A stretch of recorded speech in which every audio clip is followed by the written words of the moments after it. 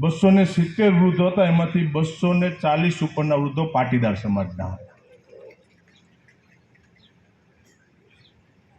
તો વિચાર કરો, જેને આપણને માન સન્માન આપ્યું, જેને આપણને જન્મ આપ્યો, જેને આપણને નામ આપ્યું, જેને આપણને વારસામાં સંપત્તિ આપી, અને એ વૃદ્ધ મા બાપને જો એવા સમયે તમારે ત્યાં મૂકવાનો જવાબ આવવો પડે, અને પછી આપણે એક બાજુ પાટીદાર સમાજને ટોપ ઉપર લઈ જવાની વાત કરી, બે બાજુ એક સરખી ક્યારેય નહીં આવે.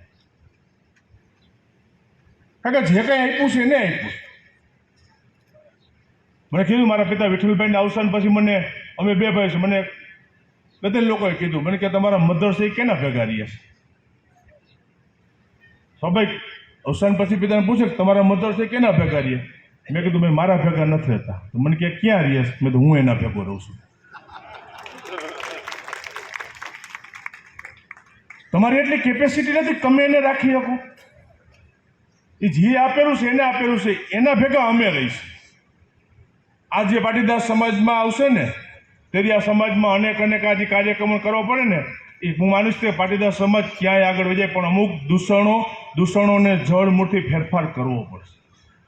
વિશેષ સમય નથી લેવાનો, કાંઈ તો પાટીદાર સમાજ વિશે ને જેટલું બોલું ને એટલું બોલાય એમ છે. ને પાછું અહીંથી બોલું છું ને એટલે હજી આમ સૌરાષ્ટ્ર નહીં પહોંચું ને ત્યાં ન્યૂઝવાળા ચાલુ કરી દે કે આ મારું પાસે, મને તો એ ગોતતા હોય પાછા. એટલે મારે ત્યાં એક શબ્દ જોઈને બોલો, પણ હું એક શબ્દ પાછો બોલું ને એટલે હું બધું ડાયવર્ટ. અને એક જયેશ રાદડિયા જ કેમ આખા જગતમાં સમાજમાં એક જ હોય, બીજું એવી રીતે હમણાં ચાલુ પડી જાય. પણ આપણે કીધું કે વિરોધ થાય ને મજા આવે, કે આપણી પ્રગતિ છે તો જ વિરોધ થાય આપણે.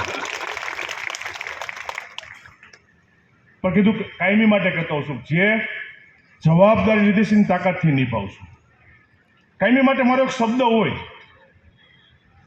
કે જે જવાબદારી મળી તાકાતથી નિભાવવાની, અને ત્યારે આપણને એમ લાગે કે હવે જવાબદારી સંભાળવાની નથી, એટલે આવો કાર્યક્રમ હોય ને એટલે 8મી લાઈનમાં બેસવાનું. આપણે કંઈ નાતો નથી પાડવાનું, કોઈ 8મી લાઈનમાં બેસવાનું નહીં આપણે.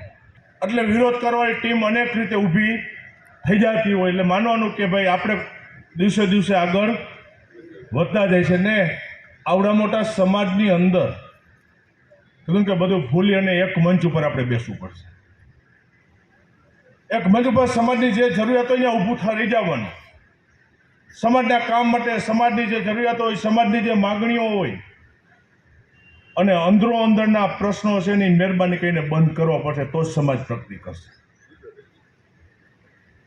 અંદરો અંદરની અનેક મુશ્કેલીઓ છે.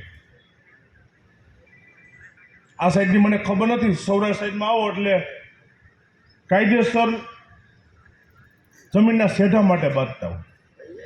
અહીં છે ને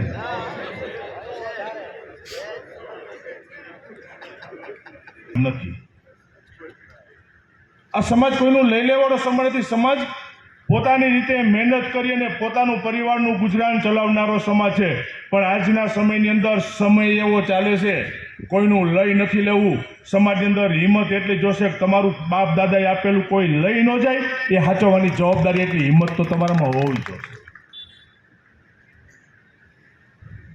શા કારણે અંદર અંદરના પ્રશ્નો ઊભા થાય? દીકરીઓની વાત આવે, અહીંથી બેન વાત કરતા હતા, સ્ટાર્ટિંગ પહેલું જ પ્રવચન આપ્યું એનું.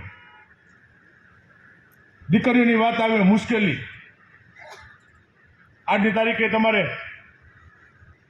દીકરી આપણી દેવી હોય તો ગામડામાં નથી દેવી, અને કોઈની આપણે દીકરી લઈ આવી હોય તો પછી આપણે ગામડામાં રાખવી છે. આમ કીધું કે ગુજરાતની અંદર સૌથી વધુ વસ્તી ધરાવતો આ પાટીદાર સમાજ, અને આજની તારીખે 2025માં પણ સમાજને સંગઠિત થવા માટેની હાકલ કરવી પડે તો આ સમાજ માટે દુઃખની વાત છે. નક્કી કરો કયા કારણે કઈ મુશ્કેલીઓ આવે છે. હમણાં બેઠા હતા, નક્કી થયું ભાઈ સમાજનો કાર્યક્રમ, અને આજે મને ગમ્યું કે કોઈ મંચ ઉપર નહીં, સદાધામની સ્ટ્રીમ બધા નીચે, અહીંયા ગમે એવું આગેવાન આવ્યું તો નીચે બેસવાનું, અને સામાન્ય પરિવારમાંથી આવ્યું તો નીચે ને બેસવાનું. નકર ડખા અહીંથી શરૂઆત થઈ છે. હા, તમે ડખાનું ઘર કે તમે ભેગું કરવાનું એક બાજુ ગયું, અહીંથી ચાલુ થાય. અને હું તો અનેક સમાજના કાર્યક્રમમાં નાની ઉંમરે જોડાયેલો છું. ફર્સ્ટ રો આખી કરેલી હોય એટલે સ્ટીકર મારવો પડે, કોઈ પાછો બેહી ન જાય નહીં આવે. જો તમે આપણે આમાંથી પાસ થયેલા છીએ. આપણે પાટીદાર સમાજને મજબૂત કરવા માટે, સમાજને આગળ લઈ જવા માટે અલગ અલગ આગેવાનો દ્વારા મંતવ્યો રજૂ કર્યા હતા. સૌપ્રથમ મહીસાગર પાટીદાર સેવા સમાજના પ્રમુખ અને સમાજને અભિનંદન આપું છું કે ભવ્ય એવો સ્નેહ મિલનનો કાર્યક્રમ અને ભવ્ય રીતે કાર્યક્રમ કર્યો છે અને આ કાર્યક્રમની અંદર મને પણ ઉપસ્થિત રહેવાનો અવસર મળ્યો અને આ કાર્યક્રમની અંદર ભવ્ય સ્વાગત સન્માન કર્યું એટલે પાટીદાર સેવા સમાજ મહીસાગરનો આભાર વ્યક્ત કરું છું અને આવનારા દિવસોની અંદર આ સમાજના વિકાસ માટે સમાજની પ્રગતિ માટે સૌ સાથે મળીને કાર્ય કરીએ અને આવા કાર્યક્રમો સમાજની અંદર થતા રહીએ.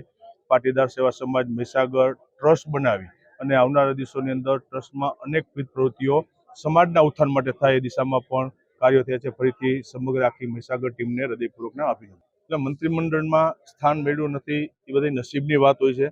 જ્યારે 30 વર્ષની મારી ઉંમર હતી ને ત્યારે રાજ્ય સરકારની અંદર નરેન્દ્રભાઈ મોદી મુખ્યમંત્રી હતા ત્યારે મેં જવાબદારી મંત્રી તરીકેની સંભાળી છે. એટલે 10 વર્ષ સુધી કામ કર્યું છે. સમયે સમયે બધાનો વારો આવતો છે, નામ ચાલતા હોય છે અને પણ જે કંઈ નિર્ણય આવતો હોય શિરોમાન્ય હોય છે. એટલે 10 વર્ષ મેં કામ કર્યું છે. આવનારા દિવસોમાં પાર્ટી જે જવાબદારી આપે કામ અમે કરતા હોઈએ છીએ. ના ઘટતું વધતું કીધું કે સમાજ, બધી જ્ઞાતિ, બધા જિલ્લા બેલેન્સ કરીને ચાલતું. એક સમય એવો હતો કે વિજયભાઈ રૂપાણી મુખ્યમંત્રી હતા રાજકોટ જિલ્લાના એટલે 2 કેબિનેટ મંત્રીઓ પણ હતા. એટલે એ તો સમય સંજોગ અને ડિબેટ પ્રમાણે જિલ્લાના પ્રતિનિધિ તરીકે ચાલતું હોય છે.